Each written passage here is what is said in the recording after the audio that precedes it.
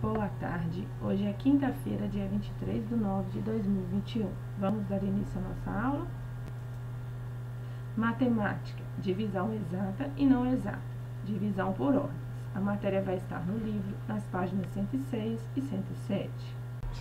Divisão exata e não exata. Número 1. Ana quer distribuir 18 cerejas inteiras igualmente entre 3 bolos, sem que haja sobra. Para determinar a quantidade de cerejas que deve colocar em cada bolo, Ana calculou o resultado 18 dividido por 3. 18 dividido por 3 igual a 6. Quando o resto de uma divisão é zero, dizemos que a divisão é exata. Caso contrário, a divisão é não exata. O resultado encontrado por Ana foi 6. Ela deve colocar 6 cerejas em cada bolo. Se ao invés de 18 cerejas inteiras, Ana tivesse 20 cerejas inteiras, ela conseguiria distribuí-las igualmente entre 3 bolos sem que houvesse sobras? 2. Observe a ilustração e complete. Nossa turma de treino de basquete tem 28 alunos. Se montarmos times com 5 alunos, cada um, quantos times teremos? Teríamos quantos times, mas sobrariam quantos alunos? 3. Marlene tinha alguns ovos e colocou-os de 4 em 4 em algumas cestas. Sobraram 3 ovos.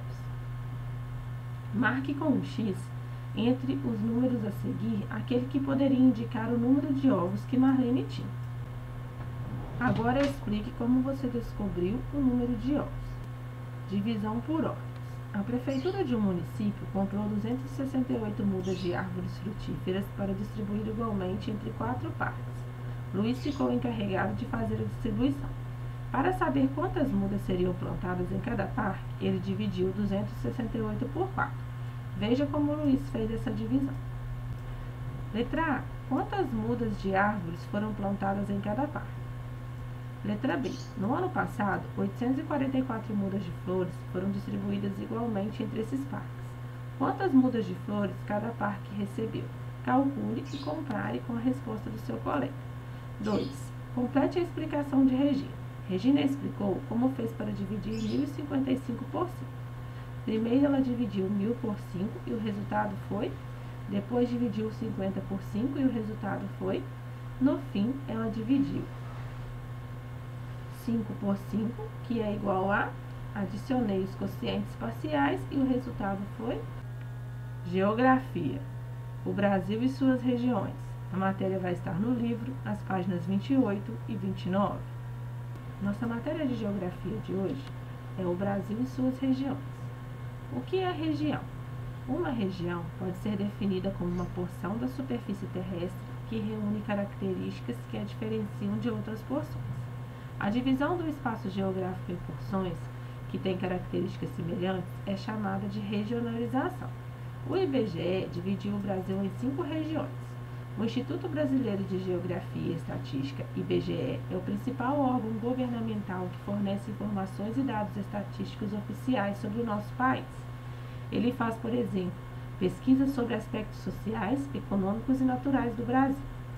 Para facilitar a pesquisa e a organização das informações e dados estatísticos sobre o país, o IBGE dividiu o território brasileiro em 5 grandes regiões: Norte, Nordeste, Centro-Oeste, Sudeste e Sul.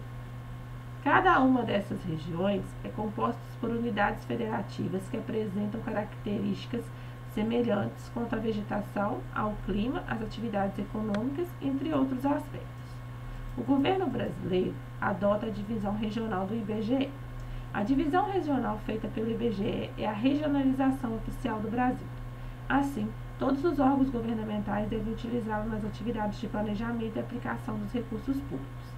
As informações e os dados estatísticos fornecidos pelo IBGE auxiliam o governo a organizar e administrar o país em todas as áreas: saúde, educação, habitação, transporte, entre outras. A tabela ao lado mostra a quantidade de habitantes em cada região brasileira em 2015. Veja essas regiões no mapa da página seguinte. Então, aqui do lado nós temos a tabela Brasil População por Região em 2015. A região, o nome das regiões e a população, os habitantes. Brasil, grandes regiões IBGE. Agora aqui no mapa nós temos as grandes regiões divididas, cada uma com uma cor. Vocês podem perceber que a região norte está representada pelo verde escuro, região nordeste verde claro, região centro-oeste rosa, região sudeste amarelo e região sul está com um roxo.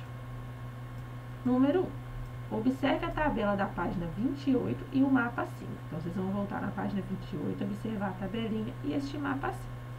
No mapa, qual é a cor da região mais populosa? E a cor da região menos populosa? 2. Qual é a região com maior número de unidades federativas? E com a menor? Lembrando que as unidades federativas são os estados. Então, você vai ver qual a região com maior número de estados e depois qual a região com menor número de estados. 3. A unidade federativa onde você vive faz parte de qual região brasileira? Então, o seu estado faz parte de qual região brasileira? Nossas atividades de hoje terminam por aqui. Até mais!